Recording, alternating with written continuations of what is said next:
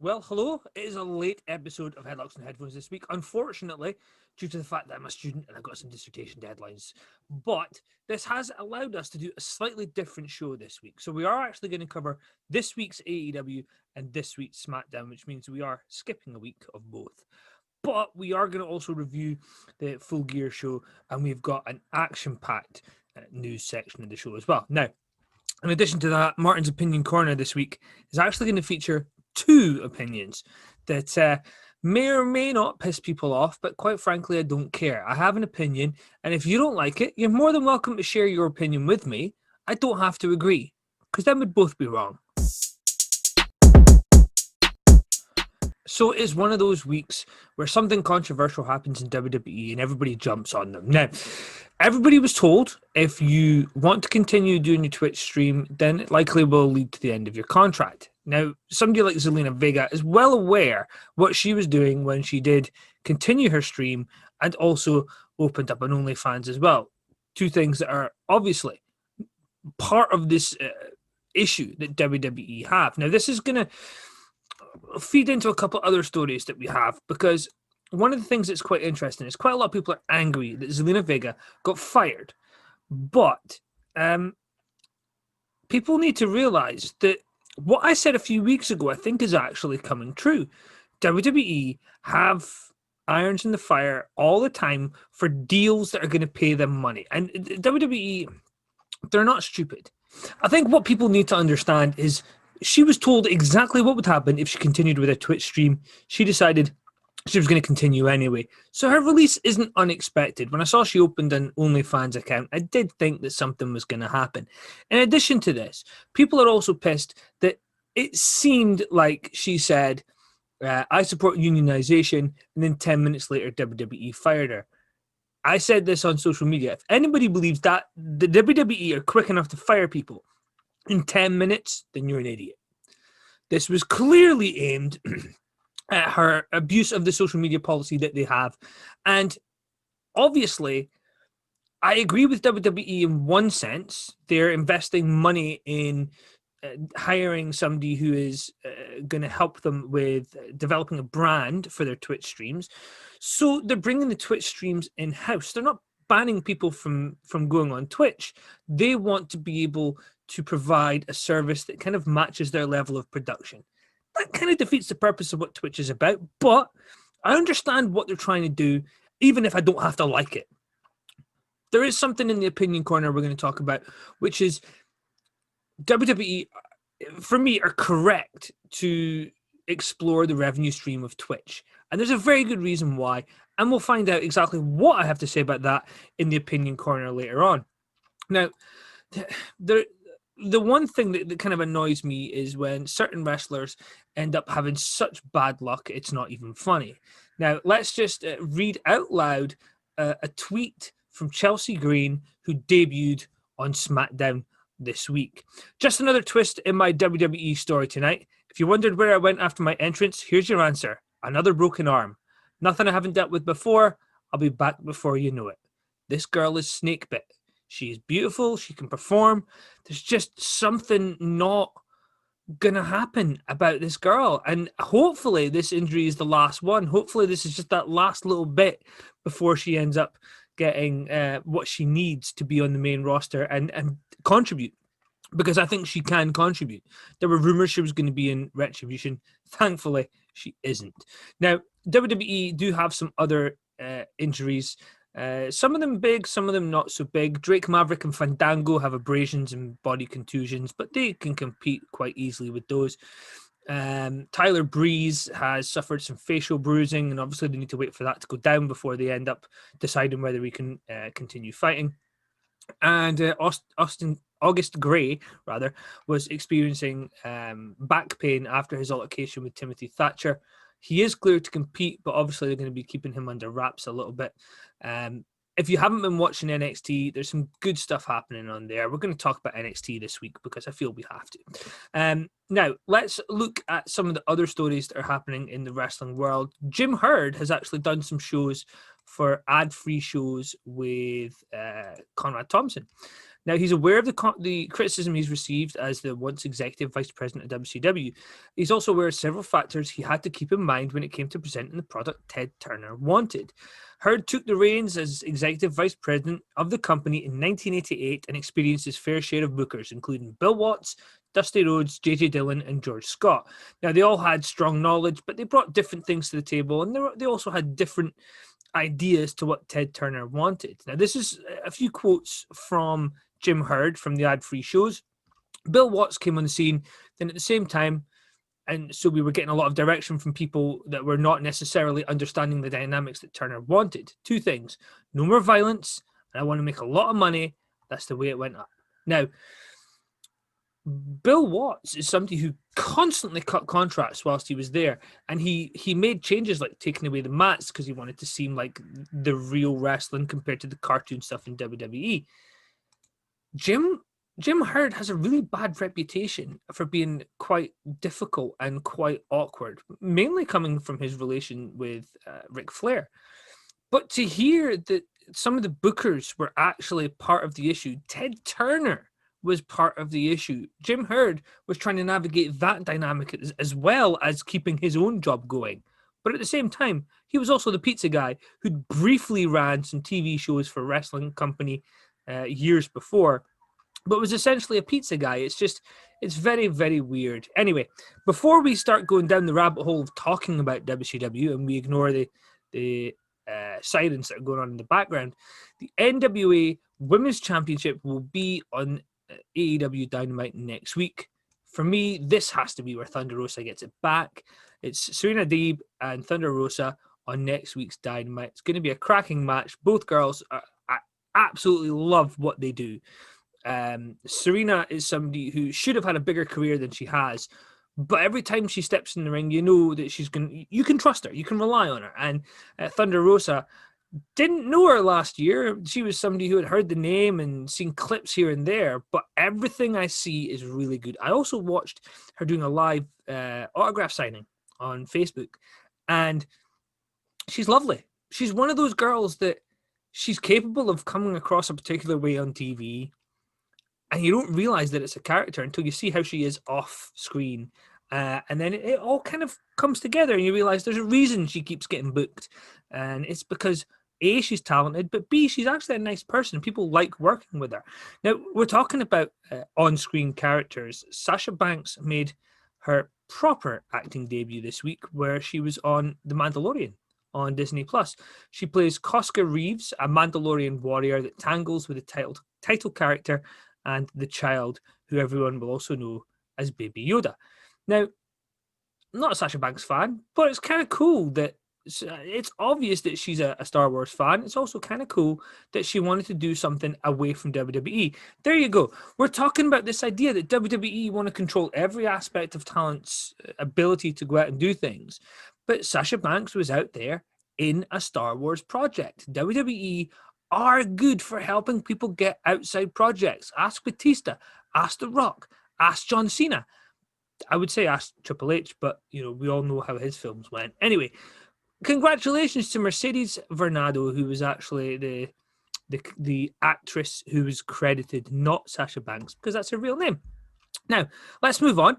Cody Rhodes revealed details on AEW's tiered contract system. Now, he was on the AEW Unrestricted podcast with Aubrey Edwards, and Cody went into unexpected detail and said that agreed to appear is tier 0, so it's almost basically like an as and when, meaning you'll get a bonus, and Tony is super generous. If you ask some of these extras what they're making down there, my dad would have lost it. Tier 0 is a sign bonus and exclusivity to us in terms of we get first option on you and we guarantee you X amount of dates. The exclusivity is case by case. The goal is you don't want to pay someone who's agreed to appear and keep giving them their weekly, versus tier 1, which is our base contract. We have tier 1, tier 2, tier 3, tier 4, and tier Jericho. So there you go. That suggests Jericho is the highest paid guy on the roster. And let's be fair, probably makes sense because he is the market value for AEW.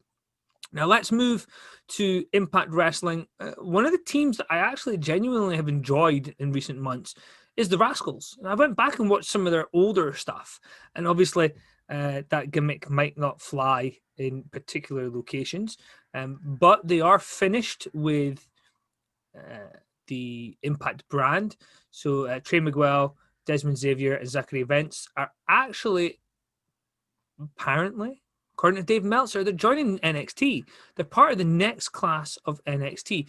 So that's going to be kind of interesting to see what happens when they do show up. Apparently, there's a few other people in that class that are going to be really interesting to see. Now, let's move on. The possible spoilers for the final farewell of The Undertaker. Yes, this is the final farewell, unless the final farewell ends up being leading to a match at next year's WrestleMania, but we'll get to WrestleMania in a minute.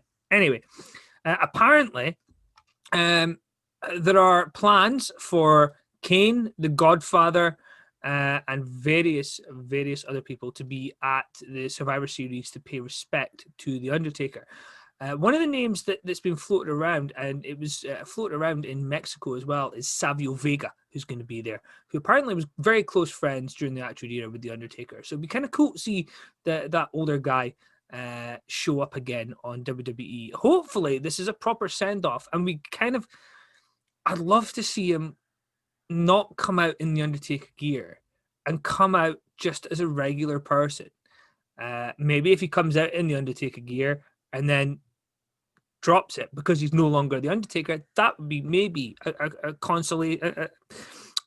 compromise that I'd be willing to make.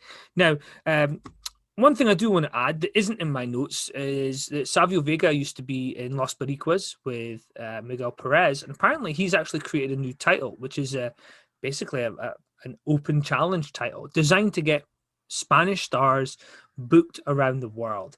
The fact is Miguel owns the belt, and the idea is that this is going to help get Mexican wrestlers out there in other countries. Not great just now during the pandemic, but I love the idea of a title that can be defended around the world that is designed simply to get talent out there and get them booked. WWE could have had that possibility with CM Punk. So to hear that a promoter is kind of latching onto the idea, they have the belt made already, and they've actually invested some time and effort into putting together a group of wrestlers that are going to be taking part in this.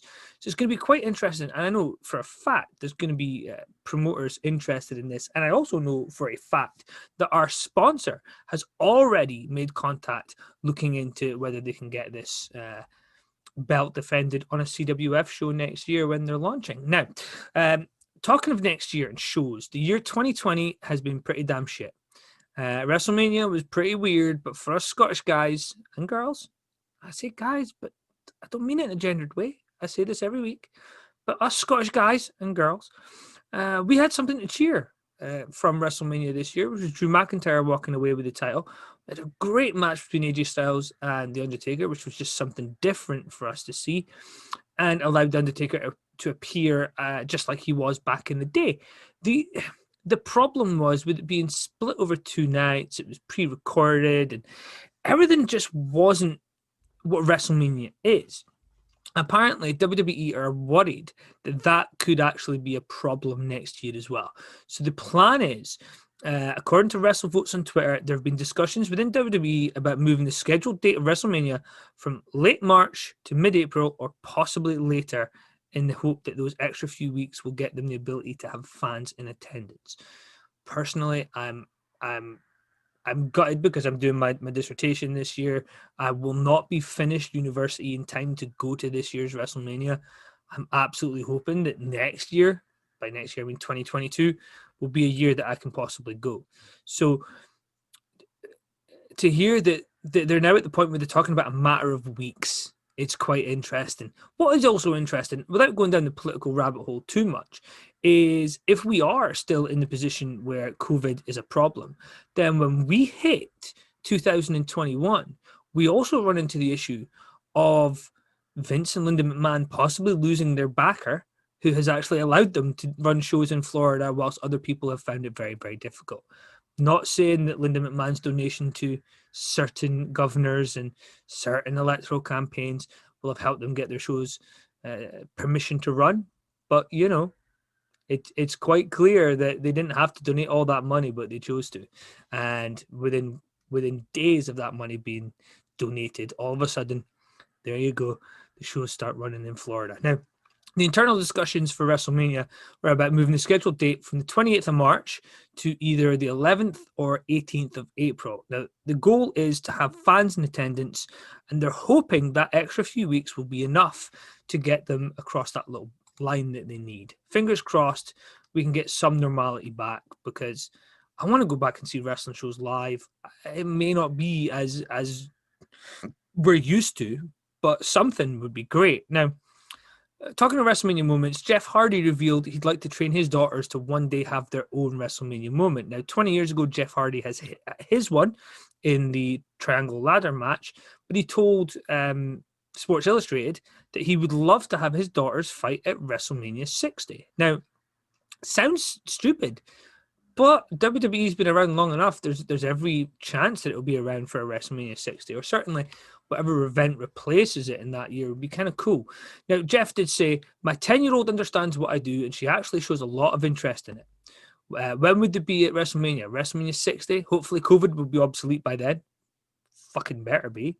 No matter what they'll do, they know how to keep me on my toes. That's kind of the one thing that kids are very, very good at. Now, Jeff returned alongside Matt at WrestleMania 33 in 2017, but he ended up moving to the AEW brand, where he faced off against Sammy Guevara at Full Gear, which we're going to talk about very soon. Now, the one thing that I want to talk about here before we finish the news section is that Ukes, the company who were behind the WWE games, have launched their AEW game. And in addition to the AEW video game, they're also going to have a general manager game that's going to be released on Android and iPhone, apparently. So they're definitely looking to push the idea that this game is going to be huge. Now, apparently, let me just read two tweets. There's no release date for these projects. However, Brian Williams, the producer, has said, I've been working towards this day since February 2019. All of my past tweets can be put into their proper context. Big shout out to Trenty Locks. This wouldn't have happened without him. Trent put me in contact with AEW, which brought us to today. 5 months before I reached out to AEW, I had an interview with WWE for a games producer role in Stamford. This was September 2018. They interviewed me 3 times and then ghosted me, and that's when he reached out to AEW. Now, I have a story about WWE games I would love to share. I was given it in the strictest of confidence, and let's just say there is a name on the UK scene that is very, very frustrated by some of the WWE games that have come out. I'm not going to go any further than that because it's in the strictest of confidence I was told these things. However, one day I will convince him to actually tell his story somewhere. Maybe somebody out there knows of a podcast that's looking for a really juicy British wrestling story, one that's big enough to share it that makes it worthwhile. Anyway, that is, of course, the wrestling news. Coming up, we're going to do Full Gear, AEW, Raw, and SmackDown.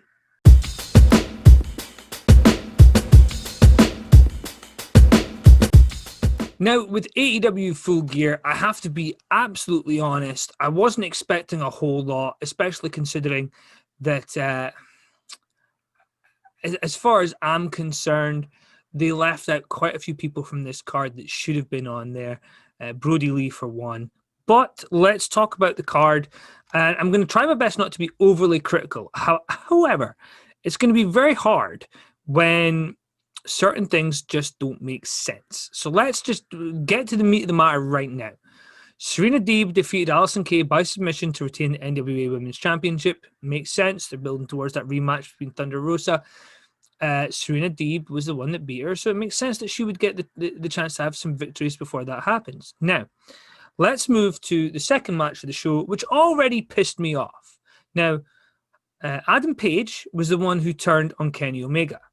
Yet Kenny Omega was the one with the obnoxious entrance. Now, I get it. He was paying homage to a Japanese wrestler, an idiot about what he was trying to do.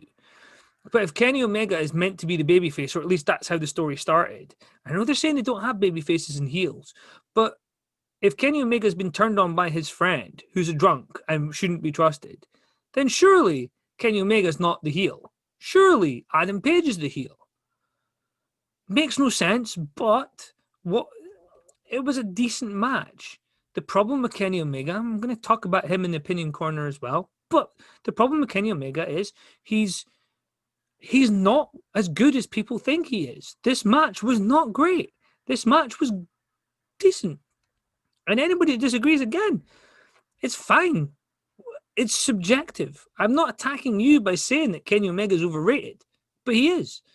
Now, Orange Cassidy defeated John Silver. Now, I like John Silver. There's something there. The problem is this a 10-minute match that was essentially a throwaway match designed to get Orange Cassidy over.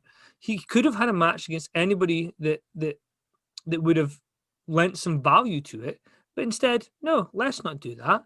We have so many talents, Jungle Boy, Colt Cabana, Sonny Kiss, Rey Fenix, Penta, who could have been involved in matches, but instead we get Orange Cassidy and John Silver. And I know people will say, yeah, but Orange Cassidy drives ratings. Really?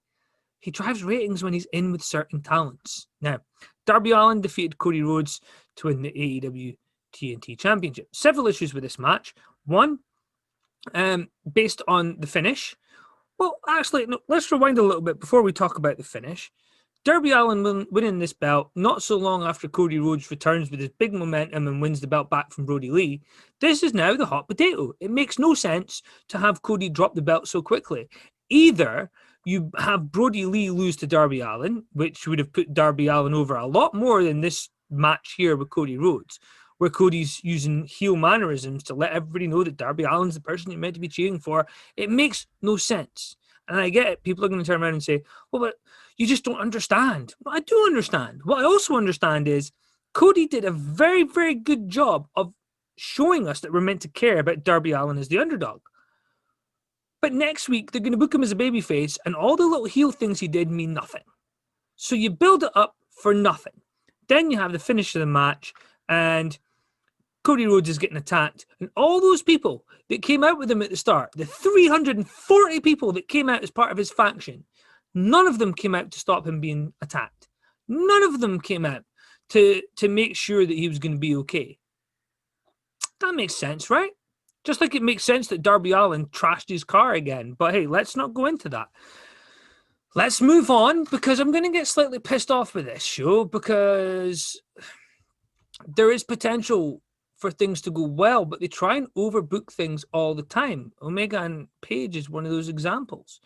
If you're booking somebody as coming from underneath, then probably not a good idea to have your other character who people love, Cody Rhodes is loved, all of a sudden do heel things. Oh, yes, but we don't have faces and heels in AEW. Yes, you do.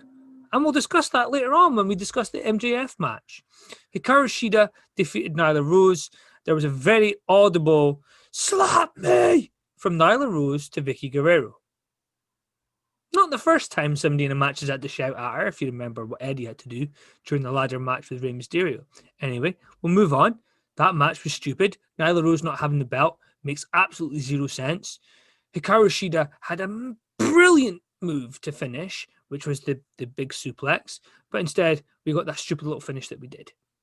Hikaru Shida, basically, for me, is an awful women's champion. The division means nothing. Again, if you disagree, it's subjective, but you're wrong. The Young Bucks defeated Cash Wheeler and Dax Harwood to become the tag team champions. Now, Tully Blanchard was banned from ringside, right? But came down during their entrance anyway, which subconsciously to me said, well, Tully's going to be part of the finish. And then he just never showed up again. So they flew Tully in, or had Tully show up so he could get a payday, but it didn't do anything with him. Just like the Cody Rhodes faction that came down with him, Tully was just there. So Tony Khan is paying people to just kind of be there. Makes sense, right? Just like it makes sense for AEW Dark to have 13 matches a week. 13 for a YouTube show. And bear in mind, they're talking about minimizing risk for their workers. Well, if you're minimizing risk, don't put your workers in 13 matches on a show that's insignificant. Let's move on. Matt Hardy defeated Sammy Guevara. The Elite Deletion match, it was what it was. Very stupid. There was sometimes hokey and stupid is okay. This kind of aired towards the stupid rather than the okay. There was a line in there about, saying to Hurricane, where have you been?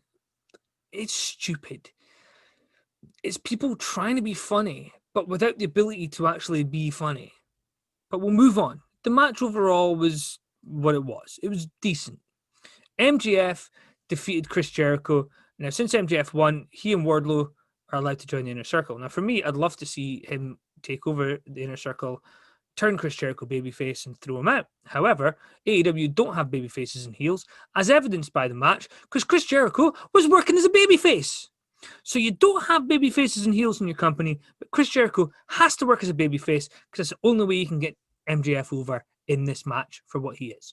Clash of Styles, horrible match, horrible match, based on the fact that you have two talkers who are heels, and it makes no sense how they wanted the match to come across, and it didn't deliver what they wanted.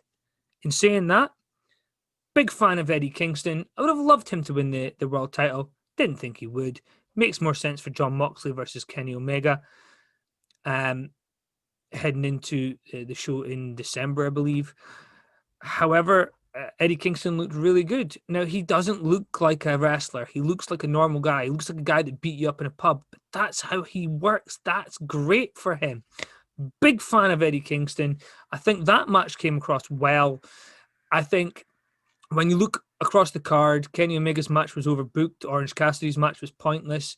Darby Allin and Cody Rhodes makes no sense how they've done it. Hikaru Shida and Nyla Rose, for me, Nyla Rose should be the champion, and you build people chasing her and you build somebody up. Instead, you got Hikaru Shida, who's able to basically destroy Nyla Rose, and actually at one point lifted her head up because she didn't want to pin her. Isn't that Nyla Rose's job? Anyway, Matt Hardy, Sammy Guevara was a pre-tape match. The Bucks versus FTR featured FTR doing a lot of the Bucks stuff. And, this is going to end up with the executive vice presidents holding the belts. And this is exactly what I said was going to happen. They set up a company like Jeff Jarrett so they could be the champions. Oh, yes, but Kenny Omega was in a tag team for this long, and it's long-term storytelling. No, it's not. It's exactly what I said would happen. These people set up a company so they could be champions, and they've convinced a money mark that they are the people that will draw them ratings. Perhaps they will, but if you think drawing 1 million people on TNT is a success story based on the amount of homes that they're in, when this is top-line television that Tony Khan and AEW can provide versus the developmental for WWE and NXT, then there's something wrong with you. MJF and Chris Jericho had a very, very bad match. For me, the match of the night has to be Jon Moxley versus Eddie Kingston, because at least I could get involved. There was passion. And that bit where Eddie Kingston's on the ground and he's clearly struggling. He can't even quite muster that middle finger properly, but he does what he can. Brilliant. Loved it. That's how wrestling should be. We should feel passion.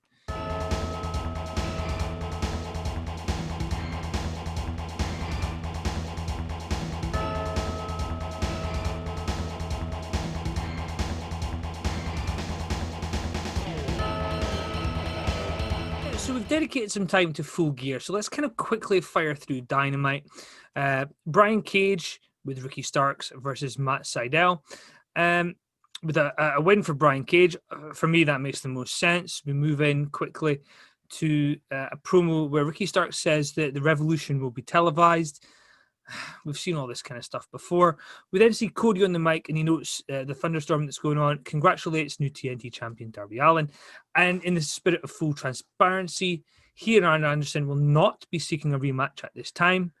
There's another rematch he's looking for, which is with the Inner Circle and MJF, which is fairly random, makes no sense, but again, this is how AEW book things. Things happen for no reason. We suddenly have Jade Cargill show up.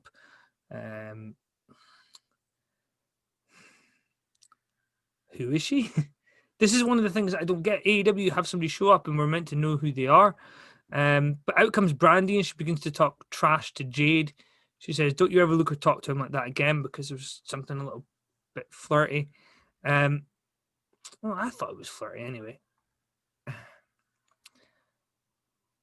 Why's Brandy got to be involved every week? It makes no sense. This is stupid. And I know it's meant to be leading to Shaq appearing on the show, but Brandy is awful.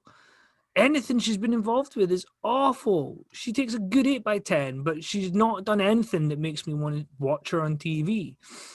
We then see John Moxley, who is asked by Alex Marvez about Kenny Omega. Something that occurred to Moxley is that he didn't want to say I quit, and he couldn't say I quit. He says that things have changed since he joined AEW. He speaks that his title is for everybody that is disenfranchised right now. Out at home, he says he's the greatest pro wrestler on the planet, and he beat Kenny Omega once. You can beat him twice. We've already seen it. By this time, I'm betting you Kenny gets the belt. It makes no sense. If you're running the company, you shouldn't be the one making the booking decisions, because it's never worked out well. How long until somebody like Sean Spears cottons on to the fact that he's getting no opportunities, which is why he left WWE. But apparently, it's okay to have no opportunities if you're on the other side of Florida with Tony Khan. Anyway, Butcher and the Blade versus the Natural Nightmares, which for me, a win for the Natural Nightmares is great. I don't like Butcher and the Blade. I love Dustin Rhodes. I think there's certainly a lot that Dustin still has to offer. We saw the 2020 Inner Circle induction ceremony, which is obviously playing on this idea that politics is in the world, and the induction ceremony is meant to be like the inauguration. Sean Spears versus Scorpio Sky. Remember when I spoke about him? He got a win over Scorpio Sky, so he actually got a win on TV. The problem is that Tully Blanchard's still there. So Tully Blanchard is with FTR, but he's also with Sean Spears. So if that's a faction, it's not a great one. I'm a fan of FTR, just wasn't a fan of this. Tay Conti or Taynara Conti versus Red Velvet. Tay Conti's cool. I like her. So for her to get the win was really cool. Eddie Kingston came out and he heals on the crowd before they can babyface him, and he has to live with saying the words "I quit." He says he'll never stop wrestling again, even though he said "I quit" at Full Gear. He then hypes Ray versus Penta 2, which I'm not massively excited by, but this was the main event. Penta gets the win. For me, overall, that AEW was not the greatest, but you establish some new stars and you kind of move on from there. So let's move on to the NXT results. We will, of course, do Raw and SmackDown in a minute. One of the things that's quite interesting about NXT, and this is why I want to talk about it, Johnny Gargano versus Leon Ruff. We saw Leon Ruff win the North American Championship. This is the Santino moment for NXT, and quite frankly, the shock on his face, I've got it in front of me. I mean, it's how you would sell it if you won it by mistake. I mean, the fact that Damian Priest is the reason that Gargano lost the belt shows that perhaps Leon Ruff will not hold that belt for very long. But we saw Santos Escobar versus Jake Atlas. Huge fan of Santos Escobar. I remember when he took off the mask and did that first promo. I think he is money. He's somebody that he's everything that they wanted in Andrade. But Andrade doesn't have the ability to cut the promo. Andrade is probably better in the ring. Raquel Gonzalez versus Xia Li. Xia Li was the one who had the real fight stopped. So that's kind of interesting. We then saw August Gray get attacked by Timothy Thatcher. Thatcher then bumped into Dexter Lumis, who's just, standing there because he's kind of scary, and that's what Dexter does in the Dexter TV show. For me, the Dexter Lumis character was meant to be a starting point, and now they're just kind of regressing a little bit with him. Hopefully he does well, though I'm a big fan of Dexter, particularly seeing how badly he was used in Impact. Getting to see him on TV every week. He's talented, and he's got that weird look as well. Toni Storm versus Candice LeRae. Candice LeRae getting the win. I don't get the Candice LeRae thing. She's awful. Absolutely awful. But, Toni Storm, she's on TV. She's getting a chance to show everybody how good she is. I don't think she necessarily needs to win all the time. But we then did see Ghostface show up, and I was saying when we were talking about the NXT pay-per-view or special, I don't think the pay-per-views anymore, about the Ghostface that showed up, and it was Indy Hartwell. Well, that was revealed as well. Indy Hartwell is the person under the ghost mask. We got the Dexter Lumis versus Timothy Thatcher match, which was a win for Timothy Thatcher. And the one thing there was at the end of the show, we had Cameron Grimes, kind of the underdog. I'm not scared of you, Dexter, type of thing. So for me, NXT did really well. I think they established quite early that they were going to be getting talent over. So I'm a big fan of what they've done there. And let's just, because we can, go straight into talking about Monday Night Raw.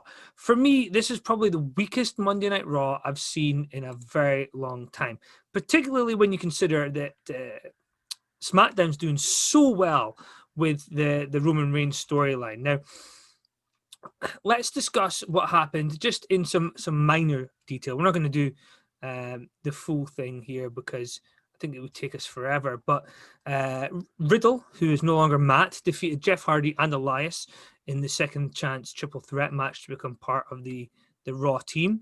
We then saw Drew Gulak try to join the Hurt Business, which for me, I thought was hilarious. But the best part was when Bobby Lashley pulled off the tie and it was a clip-on, and you could see the look of disgust in the Hurt Business, like, that's a clip-on? What? So, oh yeah, I'm the 24/7 champion. I've got to be mobile. And then he gets his ass kicked and R-Truth comes and wins the belt. Funny. I liked it. Shayna Baszler defeated Lana. They're doing their best to kind of get Lana over as a face, and I can see what they're doing. If there were fans, this would be a lot easier and would already have happened. But we then saw Riddle and Keith Lee defeat Braun Strowman and Sheamus with AJ Styles as the referee. Bobby Lashley defeated Titus O'Neil. And I think we're bringing back the old Full Nelson, what was it called? The Lashley lock or whatever it was.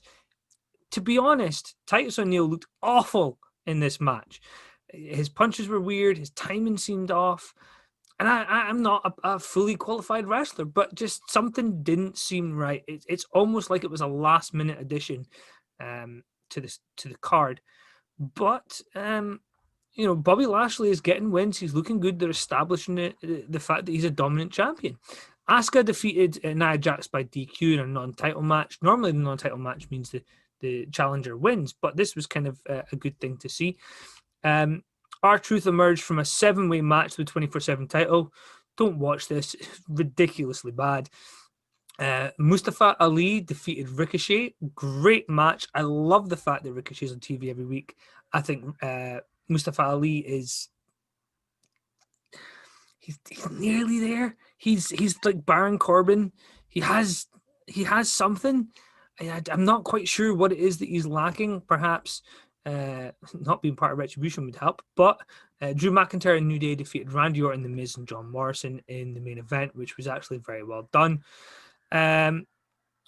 Morrison tried to steal the victory. McIntyre sprang into action for a devastating Claymore kick, which, quite frankly, kind of, for me, they've done a very good job with this Randy Orton, Drew McIntyre thing.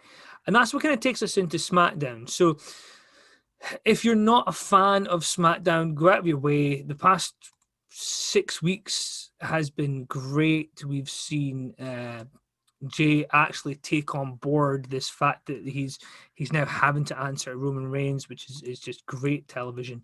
But in addition to that, we also opened the show with Drew McIntyre, who'd come to SmackDown to let Roman Reigns know that next Monday he has a match against Randy Orton for the world title, and he's going to win it. So it's actually going to be Drew McIntyre versus Roman Reigns at WrestleMania, at Survivor Series rather. But it looked like it was going to turn volatile. Jey Uso interrupted to stand in front of his cousin and challenge McIntyre to a match. The Scotsman shoved Uso to the canvas before there was some private words with Reigns. Very good, because I don't think Drew's going to get the belt back. I think Randy versus Roman will be a great match at Survivor Series, but it's good to just interject this little storyline there. It's, for me, it piqued my interest when I read that it happened. So when I watched it, it does look very cool. We saw Sami Zayn defeat Apollo Crews by countout. Apollo Crews seems to just be that person who just gets kind of flitted between brands. Hopefully they do something with him because he is very good. Carmella attacked Sasha Banks. I think I'm not a fan of Carmella. I'm also not really a massive fan of Sasha Banks, so I'm not largely invested in that. But we did see Otis defeat Dolph Ziggler. Ziggler and Rude made fun of Otis backstage, and Otis took out his frustrations on the show off in the match that they had. To me, I think I don't see the appeal of Otis either. But we did have that great match. Rey Mysterio defeated Seth Rollins in a no-hold-barred match, and Murphy finally got acceptance from Rey Mysterio and the family. So it looks like Murphy's in the family. Now, for me, I suggested something to the wife, the producer, Zoe Styles, that actually Murphy could be getting in the family to help Seth Rollins. Hopefully that's not the case. Hopefully this is a babyface turn for Murphy, because I think he's good enough. Liv Morgan defeated Natalya, Tamina, and Chelsea Green. There was an injury, of course, in there for Chelsea Green, which is a bit of a shame. But we did see an unsanctioned match as the main event. Drew McIntyre defeating Jey Uso. For me, this is putting a lot of weight behind Drew McIntyre, and I'm not unhappy about that. I'm a big fan of Drew, so it's great to see what they're doing with Drew McIntyre on Raw and SmackDown. For me, Raw has been okay the past 6-7 weeks. There's been things there you can latch on to. I think when the roster draft happened, you gave the first week that bye because they're kind of finding their feet again. But it hasn't quite picked up. SmackDown seems to again be the number one show. If anybody disagrees, please feel free to let me know. However, you'd be wrong. Now, coming up in just a minute, we're going to do our opinion corner, and trust me, you're not going to want to miss this one, because I'm not a happy bunny. When I am happy, I'm just never happy. I'm just always grumpy. I'm just always ranting. That's one of those things, unfortunately.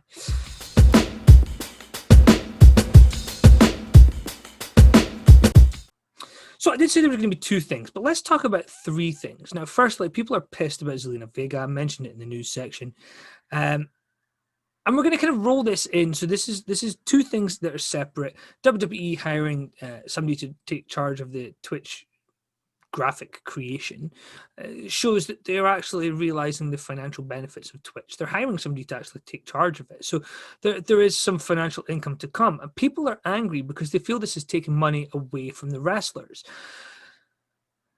You sign a contract where your broadcasting rights are kind of given over to that company. This is the same situation. I've seen a few people saying, oh, well, WWE want to control where their talent can be booked. AEW don't do that. And then this week, what did Tony Khan do? He announced that talent can no longer work shows if they're contracted to AEW. Now, they can if they're in the 0 tier, but, Chris Jericho can't go work a show without permission, although likely if he asked to work New Japan, he would get to. But those guys that are in the 2 and 3 section, they likely are just having to work those shows. And therein lies the problem. I think people are willing to excuse AEW doing things because at least it's not WWE. The shallow Hal principle, in effect, and it's stupid. If you're a fan of AEW and you think it's okay for Tony Khan to tell wrestlers they can't work other shows, then you're an idiot. Not only are you an idiot, you're a biased idiot. The problem is not the reason that they give for refusing to allow them to work other shows, because these are adults who should have the common sense to decide what is safe. And there should be advice given by the promotion. However, if you're in a position where you're being told by your boss that you can't work for somebody else, and that's wrong when Vince does it, then it's wrong when Tony does it. If you don't agree, again, I've said this a few times this week, you're wrong. Now, the Twitch thing. Let's roll this into the point I wanted to make. The days of WWE doing regular house shows apparently are over. They're certainly not happening just now, but apparently they won't be returning to the full-time schedule when everything does go back to normal. Apparently, the idea being that the shows weren't making lots of money. Now, there's several reasons I disagree with this. One, the reason for the house shows is it helps to make up the downside guarantee. So a lot of these guys get the chance to make their money by being in these shows. It also allows Vince to hear feedback that somebody's doing well on the house shows, connecting with the audience, and perhaps they have the ability to try out a gimmick in front of a crowd that they can then put on air. For me, WWE are going to lose that. If there's no ability for the WWE to train talent and get people ready, then there is a negative there. But we have to look at the fact that a lot of the merchandise money that wrestlers make comes from these house shows. Wrestlers are going to suffer. So for me, the one aspect that WWE are correct in doing is creating the Twitch revenue stream. What they lose from house shows, they're going to gain from Twitch. And I know there's some wrestlers who are saying they're going to lose money, but now these Twitch streams are going to be advertising WWE. They're going to have exposure, and hopefully will generate these people money. If it's coming off their downside, that's something I'm not too happy about. However, let's be fair, WWE are trying to find ways to give them money that they're missing out on, which, if you disagree with that, then I don't think your issue is with the issue. Your issue is with the company, which comes from the issue I just stated about AEW getting away with doing the same things WWE do, but you have an issue with it when it's Vince McMahon. A lot of people unhappy Zelina Vega received her release this week. Unfortunately, everybody knew it was coming. One of the issues that people don't understand is the WWE did tell talents, if you continue with this, then one of the options available to them is to terminate your contract. Despite what people want to think about Zelina Vega, she is talented. She is good looking. She can talk. She's not irreplaceable. In addition to that, she's not going to drive ratings in any company, and everybody knows where she's going to end up. But they're not going to drive ratings using simply Zelina Vega. She is not a global superstar. She is somebody that any company can lose and continue just as well as they were before. She is, however, somebody you really want to have on your roster because she's capable in the ring. She's a very good manager. She can talk. So essentially, what I said the other week is true. WWE do have something in the pipeline that's going to allow them to make money. But WWE are right to do this. And if you disagree, that's fine. I'm not saying that they're right to take money away from talent. So let's move on. Let's move on to the last part of Opinion Corner. Now, this part is something that bugs me. And it bugs me not because of who it is, but because it just shows how stupid the selection process is. Now, the 5 inductees to the Wrestling Observer Hall of Fame include Kenny Omega, Medico Assassino, Karloff Lagarde, Dan Koloff, and Yun Akiyama. Hopefully I've pronounced those names correctly. However, the names that missed out are Don Owen, Sergeant Slaughter, and Robert Rocco, who just passed away. So the Wrestling Observer Hall of Fame, which I've never been a massive fan of, has decided to induct Kenny Omega, whose biggest achievement is a couple of matches in Japan. They don't induct Sergeant Slaughter, who's headlined WrestleMania, who's headlined various cards around the world, was in G.I. Joe. They don't induct Don Owen, who's the promoter in Oregon for years. They don't induct Rollerball Rocco, who happens to be one of the greatest British wrestlers of all time.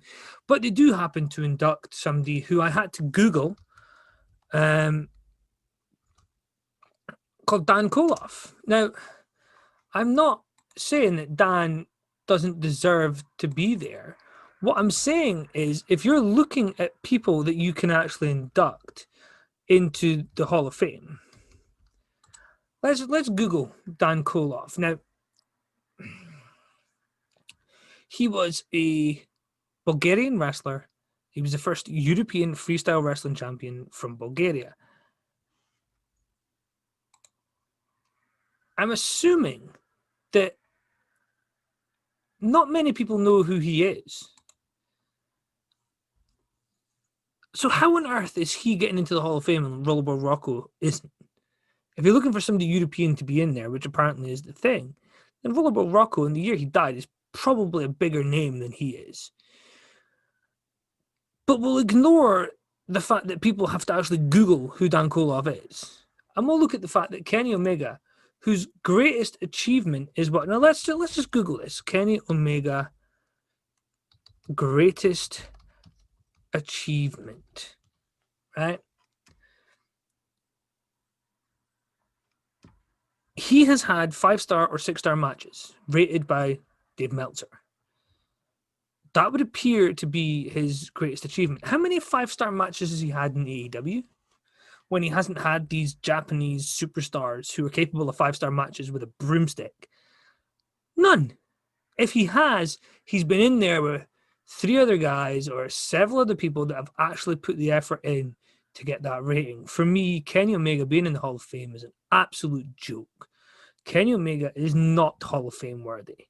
And people want to turn around and criticize WWE Hall of Fame for putting Koko B. Ware in. At least Koko B. Ware had a career where he actually made an impact. Kenny Omega is a person who's taking somebody's money to play wrestler and talking about the fact that they're doing a video game and that's what he wants to do. Other than playing video games, what experience does he have in making video games? None. He's been a wrestler since he was a kid. And the reason that he's getting access to all these things is because he wants to make video games. It's amazing what can happen when a billionaire's on your side. It's also amazing what can happen when your Hall of Fame's a joke and the Wrestling Observer Hall of Fame is a joke. If you don't put Rollerball Rocco in and you put Dan Koloff in, who is, I'm not saying he's not good, but the Hall of Fame should be for those that have made an impact, should be for those that have influenced people. Yet when I actually saw a wrestling journalist on Twitter had to actually Google who the hell he was, that should tell you how relevant he is. Not everybody today is going to know everybody that should be in the Hall of Fame. Dan Koloff is not a name that should be going in ahead of somebody who's inspired a generation of wrestlers that would then inspire a generation of wrestlers. For me, Kenny Omega being in the Hall of Fame, having achieved so little in his career, and again, this is another one of those, if you disagree with me, you're wrong. What has he achieved? You're telling me Kenny Omega has achieved more than Sergeant Slaughter. I don't know what you're smoking, but I certainly don't want to take any of it because there's no way that's the correct call. In a million years, never the correct call.